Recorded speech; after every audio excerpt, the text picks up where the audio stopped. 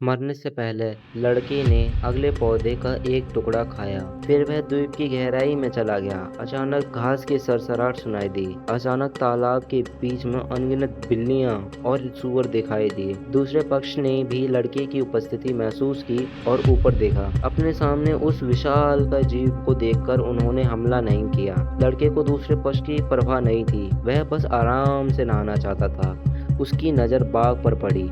यह बाघ भोजन का आनंद ले रहा था, लेकिन अजीब बात यह थी कि ये बिल्ली और सूअर बिल्कुल भी भागना नहीं चाहते थे। दूसरे पक्ष को इतनी खुशी से खाते देख लड़के के चेहरे पे मुस्कान आ गई। लेकिन रात में बिल्ली और सूअर का झुंड अचानक तीर होकर भागने लगा। वह बहुत हैरान था, यहाँ तक कि बाघ भी दौड़कर नाव की ओर वापस भागा।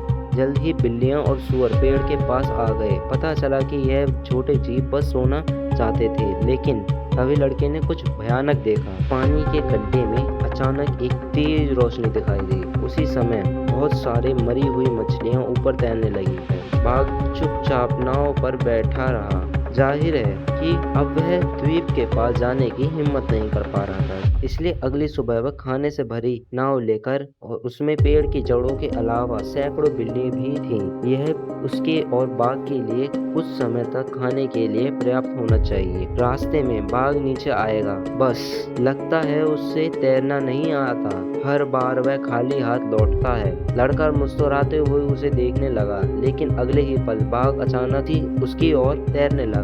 उसे तुरंत एहसास हुआ कि वह खतरे में है और नाव तैरने के लिए दौड़ पड़ा। बाघ एक दोस्त जैसा था। आगे से नाव पर मछली पकड़ने का जाल था। लड़के ने उसमें कुछ खाना डाला। जल्द ही मछली कांटे में फंस गई, लेकिन यह मछली बहुत बड़ी थी। लड़का उसे मुश्किल से ही काबू कर पा रहा था। वह केवल एक पत्थर के हथौड़े से उसे एक तरफ से वार कर सका। फिर वह फूट फूट कर रोया। मछली से कहा वह उसे मारना नहीं चाहता था, लेकिन जीवित रहने के लिए उसे ऐसा करना पड़ा। भोजन की समस्या फिलहाल हल हो गई। हालांकि उसने पूरी मछली बाघ को दे दी, क्योंकि उसे डर था कि दूसरा पक्ष भूख से मर जाएगा और फिर उसे खा जाएगा। लेकिन कभी कभी भोजन आसमान से भी आता है, खासकर जब आपका सामना उड़ने वाली मछलियों के झुंड से हो। वहाँ केकड़ों जैसे अनगिनत खाद्य पदार्थ होंगे। वह इतने अधिक होंगे कि 2 लोग का पेट भर सकते हैं। लड़के ने उड़ने वाली मछलियों से बचने के लिए जल्द ही अपने शरीर को दोनों हाथों से ढक लिया। इतनी बड़ी मछली उनके लिए कई दिनों तक खाने के लिए काफी है, इसलिए वह छिपना नहीं चाहता था। जल्द ही बाघ ने उसे नहीं मार। लड़के ने सीधे लकड़ी की छड़ी उठा ली। उसकी तेज गति ने उसे सचमुच डराया। बाघ डर गया और वह केवल किनारे भागकर चुपचाप जमीन पर बड़ी मछली को उठा सका। उसने इस बाघ को पूरी तरह से वश में करने का फैसला किया। नाव पर मौजूद उड़ने वाली मछलियों को खाने के बाद उसने उसे चिढ़ाने के लिए लकड़ी की छड़ निकाली। प्राकृतिक स्वभाव के कारण विरोधी तुरंत लकड़ी की छड़ की ओर आकर्षित हो गया, लेकिन आखिरकार वह कोई साधारण बिल्ली नहीं थी। लड़के के उत्साह से वह थोड़ा क्रोधित हो गया।